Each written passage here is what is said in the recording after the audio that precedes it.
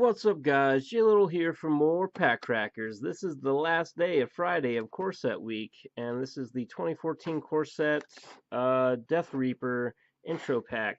Back in the day, now I know this might seem strange to some of you new players, but back in the day, they didn't always have Planeswalker decks. In fact, they used to have decks that were themed around other things other than cheap garbage Planeswalkers. I guess some of them aren't that bad, but you know, some of them kind of are. But anyway, we're going to be opening up the deck. That'll get 60 card deck with lands and all, ready to go out the box. I love the intro decks, and this is one I haven't opened yet, so I'm not really sure what I'm going to see unless I look at this special paper, which will no doubt tell me what each deck has. It's upside down. Oh, it's upside down, but that's kind of the only way you can really see it here, because there's not much room on my camera. So there's that.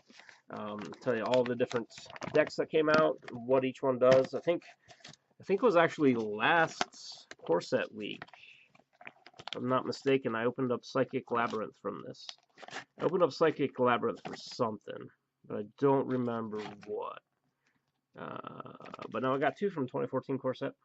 I used to, when they came out, I used to buy all the Core Set intro packs, or all the intro packs for each set that came out, which is really cool. But anyway, guys, while I figure out how to open this, I figured it out already. You just got to pull this thing.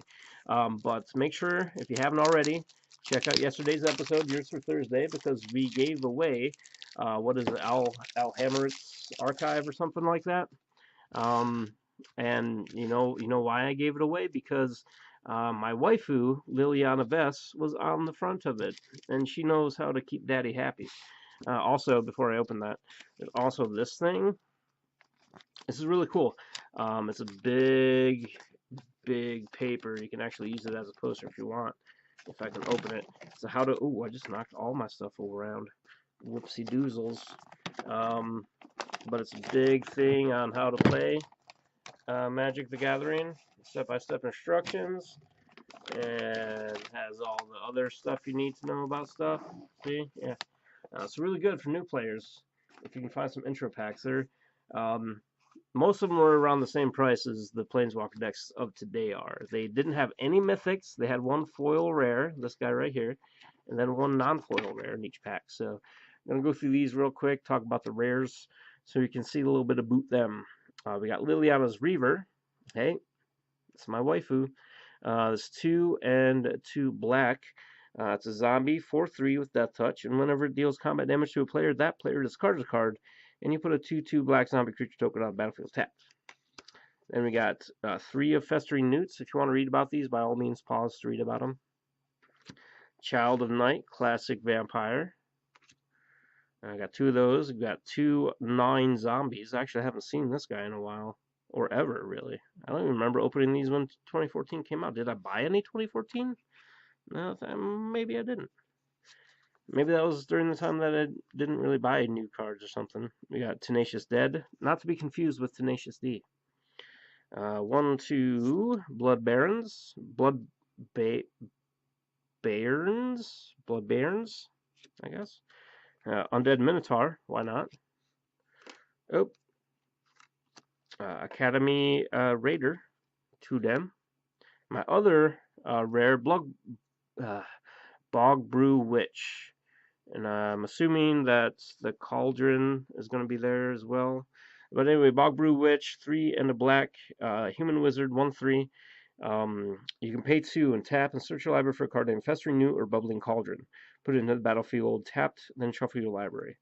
It's kind of like a quick alchemy thing, because if you have Festering Newt, when it dies, target creature gets -1/-1 till end turn. That creature gets -4/-4 if you control a creature named Bog Brew Witch.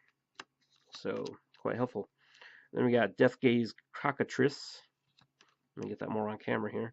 We got a Vampire Warlord. That's bad. Look at that art. That's badass.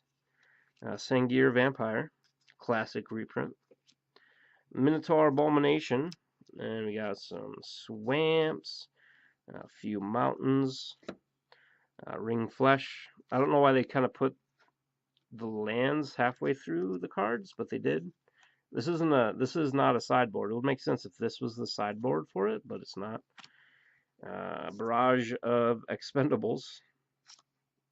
Not to be confused with Sylvester Stallone and his friends. Schmelt. There's the bubbling cauldron. I was hoping they'd have it. Um, this is a kind of a sack engine, so you can actually sacrifice the festering newt to the cauldron, and you gain 4 life for it, and you -4/-4 creature. And you can specifically, I guess I should have read the rest of it. You can specifically sacrifice festering newt, and each opponent loses 4 life. You gain life equal to the life lost that way, so even better. And then got 3 thunder strikes per zap. Staff of the Death Magus. I guess the staffs, which are kind of like the dragon's claw, or in this case the demon's horn, for each color. Helps you gain life. Act of treason. A couple of corrupts, which is good. So that's the what was it called? Death Reaper. Yeah, Death Reaper deck. Not too bad. Could be goo. Could be goo. But more importantly, we got 2 packs to open. Now,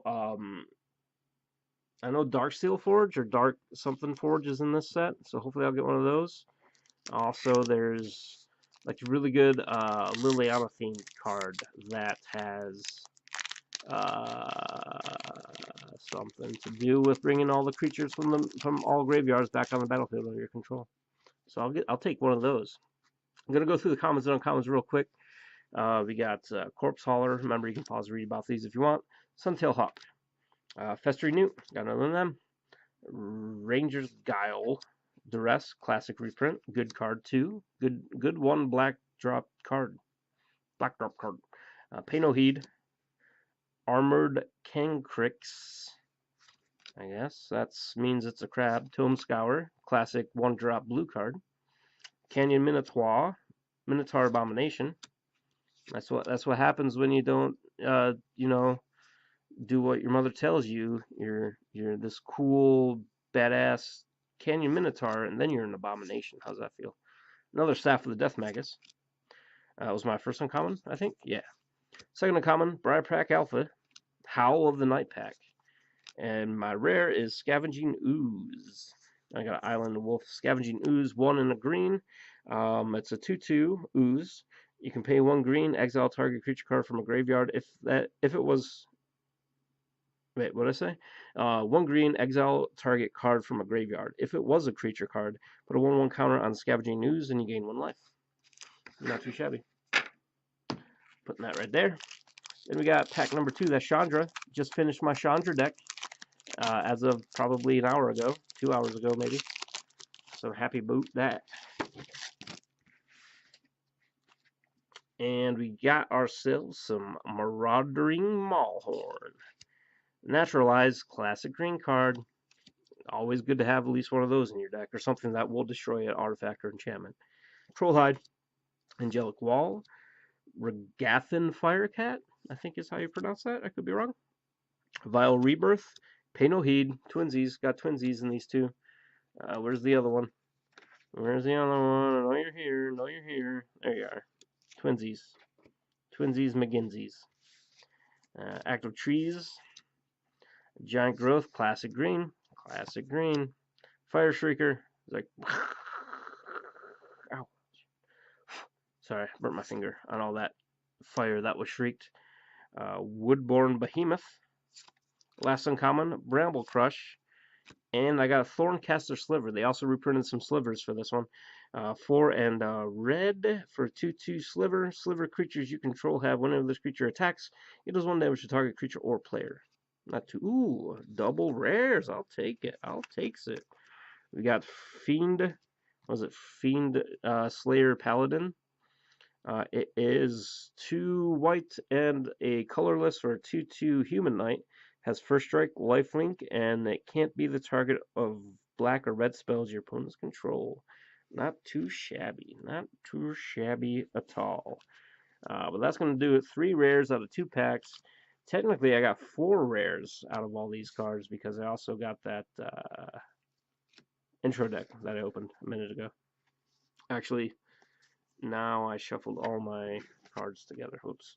Anyway, So 5 mythics in one episode, or 5 rares in one episode. Easy for me to think I can say. Um, but that's gonna do for core set week, guys. Um, Next Monday, and back to business at hand. Also, in the future, I also have what I'm gonna be recording here. Actually, after I'm done with this, is another box of War of the Spark. I'm gonna be doing a guaranteed giveaway in it. Hopefully, I won't give another foil Nicol Bolas away. Hopefully, we'll see. So stay tuned for that. I'm not sure when I'm gonna post it. It probably won't be next Thursday. It'll be sometime down the road. You'll see it.